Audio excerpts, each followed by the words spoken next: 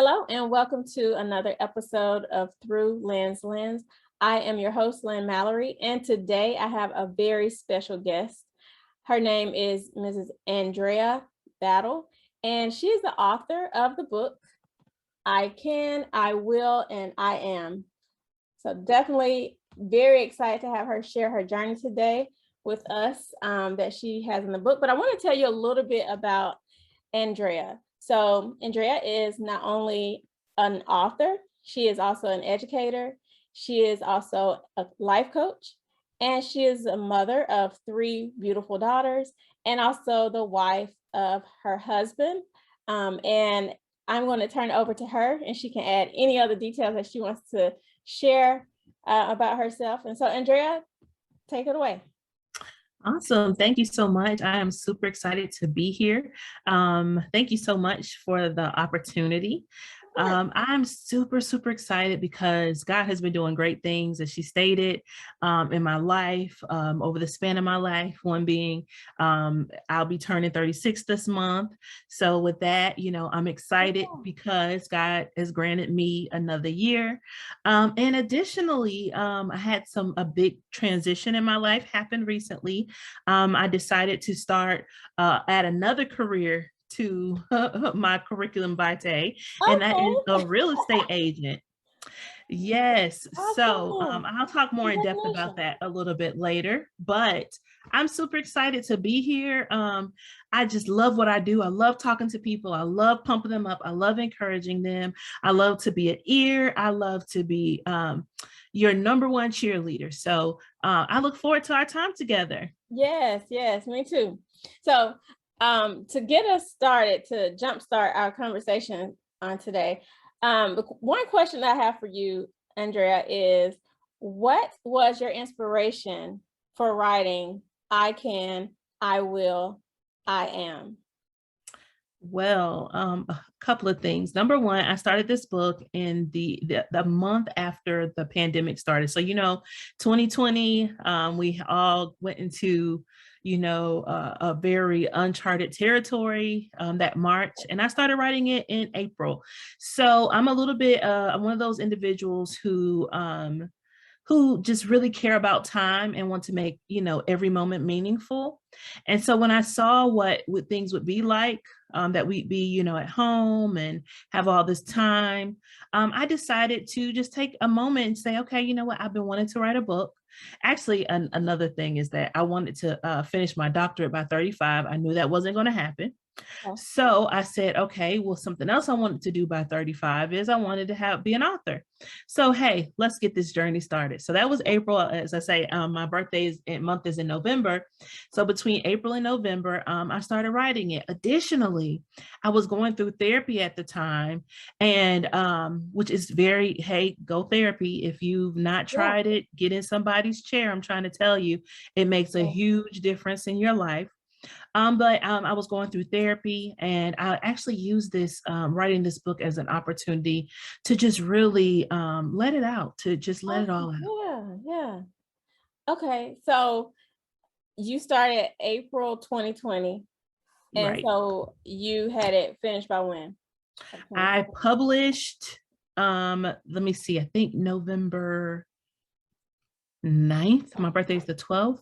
Okay. Oh, I think wow. November 9th. I think so that was like your birthday gift to yourself. It was my birthday. And actually I on my actual birthday, I went live on my November 8th. I was so close. It's on the back. November 8th is when I did it. Okay. On my actual birthday, I went live on my Facebook, and I told the world, I said, hey, guess what? I'm officially an author, check me out. Yeah. And so actually I have subtitles also. So it's called I Can, I Will, I Am, but it's Finding Faith, Facing Fears, and Speaking Success. And so those subtitles are very, very important too. Kind of understanding the why for the I Can, I Will, I Am. There's so many different directions I go with it, but we'll get to it, I guess, as we converse. Yeah, definitely. That's awesome. So I want to know, so in the book, I know you touch on many subjects that I can say just personally as a reader, I felt like you were very vulnerable, and you definitely had to have boldness and like courage to share some of those things, right? So what part of the book would you say, or what was the hardest part for you to write about? Ooh, well, I have a chapter in the book um, that's called I Can Even Through Traumas. Yes. And that was probably the hardest. So the thing about it is, I've had the opportunity as an educational leader to work with individuals who've been impacted by trauma. A lot of times, especially in our generation, it was kind of in before us, trauma was just a part of life. We didn't have, we didn't really talk about it. We didn't have a name for it like we do now. We just kind of lived it, right? And so once I became more trained about trauma, I realized I started to look into my life and say, ooh, I had my fair share of traumas, probably more than your average person. In fact, one of my really good friends, she lost her aunt actually the year in 2020. And when I looked at her life, though, that was like the first loss she's like ever had. Never, maybe one other person, but at that point, I'd lost more people than I could count. I kind of talk about it a little bit in my book. I'd lost so many people. On top of it, I had endured physical abuse, emotional abuse, sexual abuse. And it was just trauma after trauma. My parents divorced. It was just literally trauma after trauma. And so that was the most vulnerable one, because what it caused me to do was, like I said, just to be clear, I wrote this book while also going through therapy, is because I had to allow myself to be vulnerable and let some of that stuff up. Yeah. So one thing I realized in my journey, one of my coping skills is to forget. I am skilled at forgetting. I know you're like, what? I don't know if that means anything to you, but some of us do it. We definitely just push all of that down. We act like it didn't exist, didn't happen. We just we forget. I mean, I can't say it any simpler than that. Right. We cause ourselves to forget. So some things I had to bring back up. That's a very hard thing to do. I kind of, and I'll share one of the things that I kind of allowed myself to forget was so abuse that happened when I was really, really young at a babysitter's home when my mother went to work. And the individual actually would lock me up, isolate me all day long. And I could just hear the sounds of, I always tell people, one small trigger for me is the sound of daytime television. I'm a lot better now. Like I said, I've gone through therapy, but I would hear daytime television through the door, where she had me, contained. And so that was one thing that just really, really, was really hard to bring back up, because I had to remember the sounds, the smells. When you go through something, your mind it doesn't just remember. You kind of get this snapshot, everything matters. You ever go by and you smell a fragrance that just brings up a memory, right? Yeah. And so I kind of allowed myself to do that. And that's challenging. I had to remember those that I lost to write I Can Through Traumas. I had to remember the sexual abuses. One of the things which is interesting, I lost my grandmother a couple of months ago, and I talk about her in my book and how her son, one of my uncles, who was sexually abusing me and another one of my cousins, he used to have to walk past her room door to get into our room. It was clear to me that she knew he shouldn't have been there. She had an idea what was going on, but also being able to access forgiveness, even though all those things happen, right? So to answer your question, and I go more in depth later, but definitely a challenge to write something so personal. I'll say this too, and then we can move to the next question. But when you are vulnerable and you write these kind of things down, you open yourself up for criticism. In case in point, one of my family members got a hold of the book. Not like my close family read it, but Okay. like Yes. the, more deeper in my family. And so one read it. So then they called the other ones like, listen, you got to get her book. You got to read this. So then other ones start to buy it just to read it, not to support me, but to read it and find out what was going on, right? And so it became a thing. And then they were calling me, and I was waiting to hear what happened. But believe it or not, they called and they were like, I'm so sorry. We had no idea. We had no idea that those things were happening. And then one was like, this is what I did know. This is what I did, So it opens yourself up to so much, especially coming from a generation where everything was so hush hush.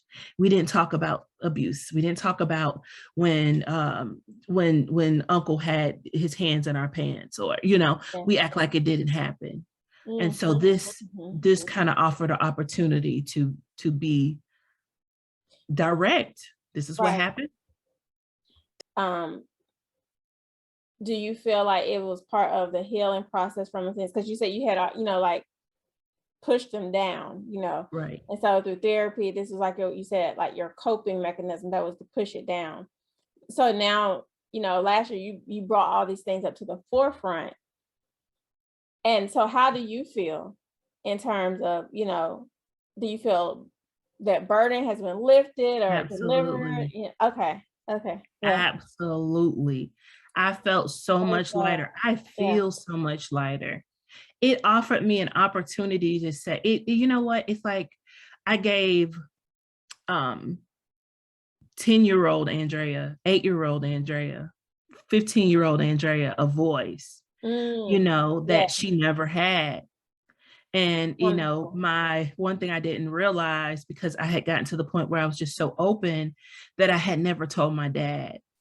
And so, I told my dad last year, and it just hurt him to his core. He was like, why didn't you ever say anything? I said, we were seen and I heard. Oh, wow. And so not only this was a process for you, also those closest to you. Right. Because, okay, I didn't even consider that. Like you said, your dad, he didn't even know. Yeah. So yeah, it's like a healing process that has to take place for all, those closest to you as well. Right. Because not only like for you, you're bringing it to the forefront, but it was their first time. Even the revelation wasn't even there prior to the book. Wow, that's powerful. It was when I tell you it was a journey, it was a journey. It's, what, God is so intentional that he can, the levels and layers to what he does, here I am saying, I can, I will, I am, finding faith, facing fears, and speaking success, the fear of letting that stuff back up, facing the fear of people finding out, facing the fear of someone seeing something. Like I discussed some very personal things about even when I got married, how we weren't able to consummate our marriage because I had, a condition because of my traumas, imagine, somebody was, around you reading that, it was a lot, but it's my truth, and so, and hey, perhaps that. What, my hope and my goal is that somebody else will read it and be made free. Like, I want you to read this book and say, what, there are no excuses. No, I'm going to get it. I'm going to figure things out. Everything's going to be okay. Yes. Oh, yes, girl.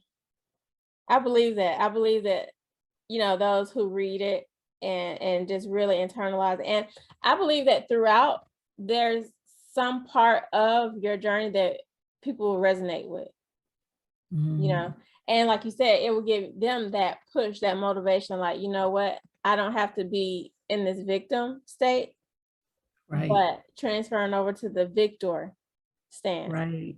Yeah, absolutely. And it's a daily thing. Like, I can, I will, I am is a daily voyage, and I'll give you opportunity to ask other questions. So before I go, because girl, I get to look, ready to go. You're good. Keep going. Go ahead. No, I was just going to say, to kind of give some clarity to the why with the I can, I will, I am, which kind of brings all the questions you ask into, perspective. When I thought of the I can, I will, I am, I kind of based this whole story around, with all of the crazy things I've already mentioned, around a counselor, my school counselor in high school, who had told me that I wasn't college material, right?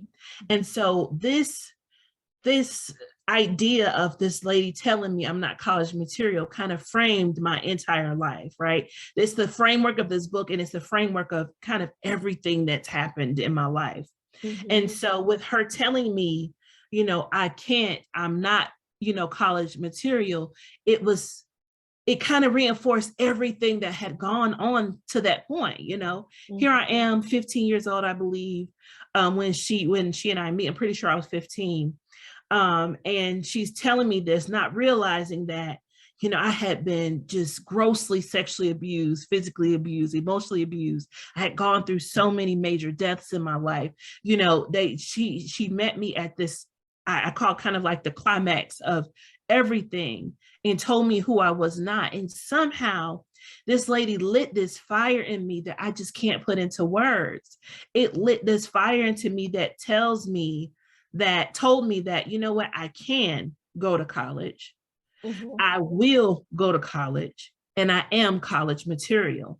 And so with that, that's something I want to impress upon others, that, I don't know what your barrier or what struggle you're up against, but you can, you will, and you are. So I can is I can, the things that I can do. So we don't focus on what we can't do. We focus on what we can do in any situation. Yeah. The I will is, what am I going to carry out? It's that action plan, right? Yeah. So I can go to college.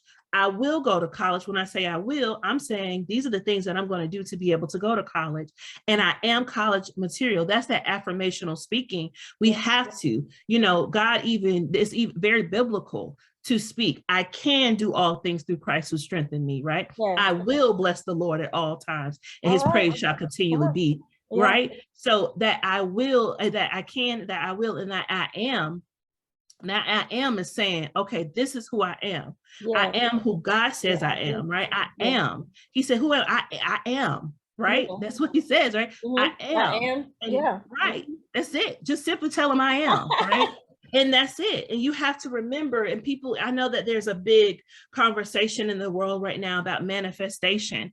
I think there's a secular level to it, but I feel like even with the secular people trying to make it into something else, you can't ignore the biblical side of manifesting. It's completely biblical, right? And so as a man thinketh, so is he, right? And so I am is saying, hey, I am college material. Now, was I at the time? Absolutely not. My grades were bad. My behavior record was bad. But guess what? I am college material. So therefore, I am currently close to being Dr. Battle. Yes. Somebody who was told that they weren't college material. Look at you. That's God. Won't he do it? Yes, he will.